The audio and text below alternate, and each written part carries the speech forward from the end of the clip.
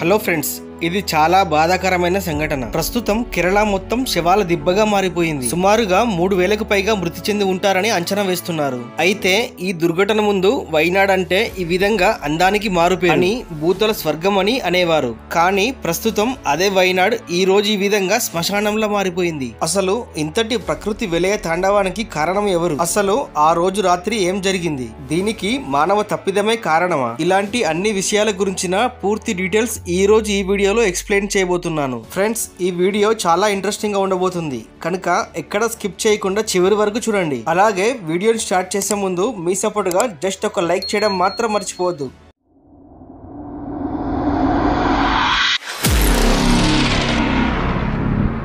Horror Wayanad lands 2024 July 30 మంగళవారం నాడు ఉదయం కేరళలోని వైనాడ్ లో దారుణమైన సంఘటన జరిగింది. ప్రజలంతా గాఢ నిద్రలో ఉన్న సమయంలో ఎడతెరపు లేకుండా కురుస్తున్న వర్షాల కారణంగా కొండ చర్యలు విరిగిపడి సుమారు 600 మందికి పైగా మరణించారు. 500 మందిని రెస్క్యూ టీం కాపాడగా ఇంకా 2000 మంది ఆచూకీ లేకుండా పోయారు. దీనిని మన దేశంలోనే అతిపెద్ద ప్రకృతి బీభత్సంగా చెప్పవచ్చు. అయితే అసలు ఆ రోజు ఏం జరిగింది అంటే, అందరూ గాఢ నిద్రలో ఉన్న సమయంలో 2 గ్రామాలు పూర్తిగా క్షణాల్లో వరదల్లో కొట్టుకుపోయాయి. ఎలాగో చూడండి. వరదల్లో కొట్టుకుపోయిన 2 గ్రామాల పైన కొండ ప్రాంతాలు ఉంటాయి. ఈ భారీ వర్షాల కారణంగా పైన ఉన్న నీరు చాలా వేగంగా కిందికి పారుతూ వచ్చింది. ఈ వేగానికి కొండపైన ఉన్న మట్టి కూడా ఆ నీటితో పాటు అలా కిందికి జారిపోతూ వచ్చేసింది. నీటితో పాటు మట్టి కూడా జారిపోవటాన్ని ల్యాండ్ స్లైడింగ్ అని పిలుస్తారు. అలా వేగంగా వస్తున్న వరద మరియు మట్టి రూపంలో ఉన్న బురద మందక్కయ్య అనే గ్రామాన్ని నామరూపాలు లేకుండా క్షణాల్లో మాయం చేశాయి.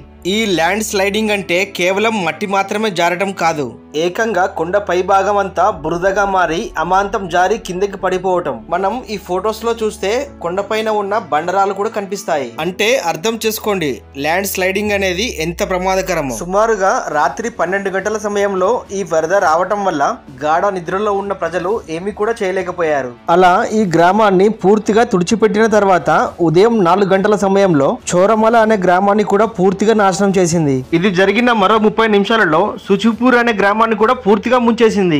మనందరికీ తెలిసిందే, వైనాడ్ అనేది కేరళలోని ఒక టూరిస్ట్ ప్రాంతం. ఇక్కడికి దేశ విదేశాల నుండి ఎంతో మంది టూరిస్టులు నిరంతరం వస్తూనే ఉంటారు. దాని కారణంగా ఇక్కడి కొండ ప్రాంతాలపైన చాలా మంది రిసార్ట్లు కట్టడం, మరికొంతమంది కొండలను తవ్వి సొంత ఇళ్లను నిర్మించుకోవడం వంటివి చేశారు. ఈ వరదల్లో ఆ ఇండ్లకు వాడిన ఇన్ఫరాడ్స్ కూడా అతివేగంగా కొట్టుకు రావడం వల్ల ఎంతో మంది శరీర భాగాలు తునాతునకలుగా విడిపోయాయి. ఆ సంఘటన ఊహించుకుంటేనే చాలా భయంకరంగా ఉంది. దీనికి కారణమైన ల్యాండ్ స్లైడింగ్ ఎందుకు వస్తుందో ఇప్పుడు తెలుసుకుందాం. మామూలుగా కేరళ అనేది సముద్ర తీరానికి ఆనుకొని ఉంటుంది. అలానే ప్రస్తుత కాలంలో భూమి యొక్క ఉష్ణోగ్రత అమాంతంగా పెరిగిపోయింది. దీనినే గ్లోబల్ వార్మింగ్ అని అంటారు. మనిషి తన స్వలాభాల కోసం ఏర్పాటు చేసిన ఫ్యాక్టరీల కారణంగా వాటి నుండి వచ్చే పొగ వ్యర్థాలు అన్ని సముద్రంలో కలవటం, అలానే మన వాహనాల నుండి వచ్చే పొగలు అన్నీ కలిసి వాతావరణం విపరీతంగా వేడెక్కుతుంది. దీనివల్ల ఓజోన్ పొర అనేది నాశనం అయిపోయింది.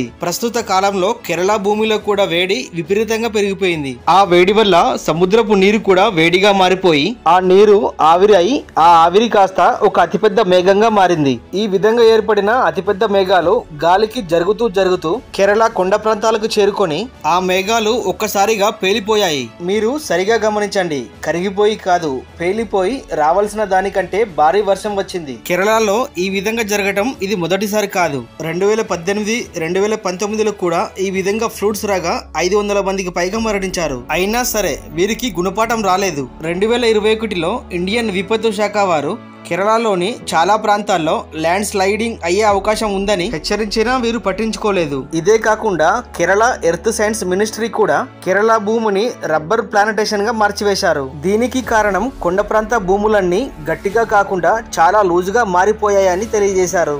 ఇలాంటి భూములు ఏ రోజైనా కిందకి జారిపోవాల్సిందే. అలాంటి భూమి మీదనే కేరళ ప్రజలు ఇండ్లు, రిసార్ట్స్ వంటివి నిర్మించేశారు. మామూలుగా కేరళలో నదులు ఎక్కువగా ఉంటాయి. వర్షం వల్ల వచ్చే నీరు మొత్తం ఆ నదుల వెంట వెళ్లి చివరికి సముద్రాలలో కలుస్తాయి. కానీ కేరళ ప్రజలు చాలా తప్పు చేశారు. కేరళ టూరిస్ట్ ప్రదేశం కావటం వల్ల వ్యవసాయాన్ని మాని టూరిస్టులను ఆకర్షించే విధంగా బిల్డింగ్స్, రిసార్ట్స్ వంటి వాటిని కొండ ప్రాంతాల్లో నిర్మించారు. అలా వీటికి కావలసిన రోడ్లని కూడా నిర్మించారు. అలా వారు నిర్మించిన ఆ కట్టడాల వల్ల ఆ కొండల్లో సహజంగా పారే కొన్ని నదులను పూర్తి స్థాయిలో మూసివేయడం వంటివి చేశారు. అలా వారు చేసిన తప్పుల కారణంగా ఆ నదులు ఎటు ప్రవహించే దారి లేక భూమిలోనే ఇంకిపోవటం మొదలైంది. అలా ఇంకిపోవటం వల్ల ఈ భూమి మరింత లూజుగా మారిపోయింది. అలా ఉన్న ఈ భూమిపై భారీ వర్షం పడటం వల్ల ఆ కొండ మొత్తం కిందకి జారిపోయింది. మామూలుగా వైనాడ్ అంటేనే అందాలకు మారుపేరు. ఇక్కడికి వచ్చే టూరిస్టులను ఆకర్షించడమే లక్ష్యంగా మార్చుకొని ఒకరిని మించి మరొకరు రిసార్ట్స్ నిర్మించారు. మనుషులు ఎంత ఎంజాయ్ చేసినా సరే ప్రకృతిని కూడా పట్టించుకోవాలి, లేదంటే వైపరీత్యాలు తప్పవు. కేరళలో ఈ ఘటన జరగడానికి నెల రోజుల ముందు కేంద్రం కేరళకి భారీ వర్షాలు వచ్చే అవకాశం ఉంది అని హెచ్చరికలు జారీ చేసింది. కానీ కేరళ ప్రభుత్వం దానిని పట్టించుకోలేదని అమిత్ షా గారు మీడియా ముందు తెలియజేశారు. ఈ విపత్తు జరిగిన వెంటనే సెంట్రల్ గవర్నమెంట్ సహాయక చర్యలను ముమ్మరం చేసింది. ఆర్మీ సిబ్బంది ఇప్పటికీ ఆ మట్టిలో కూరుకుపోయిన వారిని రక్షిస్తూనే ఉన్నారు. ఇక్కడ మరో విషాదం ఏంటంటే ఎంతో మంది బాడీస్ వివిధ భాగాలుగా విడిపోయి ఉన్నాయట. అంటే అర్థం చేసుకోండి ప్రకృతి ఎంత విధ్వంసం సృష్టించిందో. ప్రకృతిని నాశనం చేసే మనుషులకి నేడు జరిగిన ఈ క్రూరమైన సంఘటనే ఒక హెచ్చరిక.